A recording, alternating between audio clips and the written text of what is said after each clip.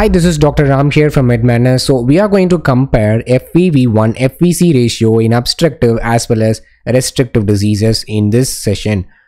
Okay, so in the normal spirometry graph here, okay, we'll understand the definition of what is FVV1 and what is FVC.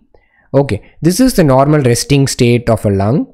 What is the maximum volume of air that can be inspired? 6 liters. So from here, you are asking your patient to inspire air as much as he can. So the lung volume increases to about 6 liters. And from here, you're asking your patient to blow off air as quickly as he can. And the patient starts to blow off air so that the lung volume decreases and reaches about 1 liters here. So this 1 liter of air that cannot be blown out, this is called residual volume. Now, you have to understand what is forced vital capacity. The forced vital capacity is the volume of air that can be expired out of a lung after a full inspiration. This is called FVC, forced vital capacity. What is FVV1? Note that here in this patient, the FVC is 5 liters.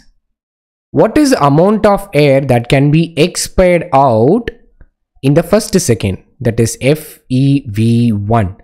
So the normal FEV1 is about 80%. I mean the 80% of air that can be expired out in the first second. So here in the graph it is 4 liters. So the normal FEV1 is about 4 liters and normal FVC is about 5. 4 divided by 5 is 80%. This is the normal ratio. Now, we'll understand the basic pathology in obstructive and restrictive disease. So in obstructive disease, there is some obstruction. For example, this can be a mucus plug or in asthma or COPD. So you can inspire air because inspiration is an active process. So you can inspire air normally, but while expiration, because expiration is a passive process, air gets obstructed because of this obstruction. So there is an air trap. So in COPD or asthma patients will blow off air very slowly because of this obstruction. So the FEV1 is decreased. Note that the FVC is also decreased, but when you compare both FEV1 and FVC, when you compare both, which is more decreased? FEV1 is more decreased in obstructive disease because the patient, because of obstruction, since expiration is a passive process, the air is blown out very slowly. So FEV1 is a lot more decreased than FVC. For example, here the FVC is decreased to 4 liters instead of 5 and FEV1 is decreased to 2 liters instead of 4. So now you can clearly note that 2 by 4 will be less than 80%. This is obstructive disease.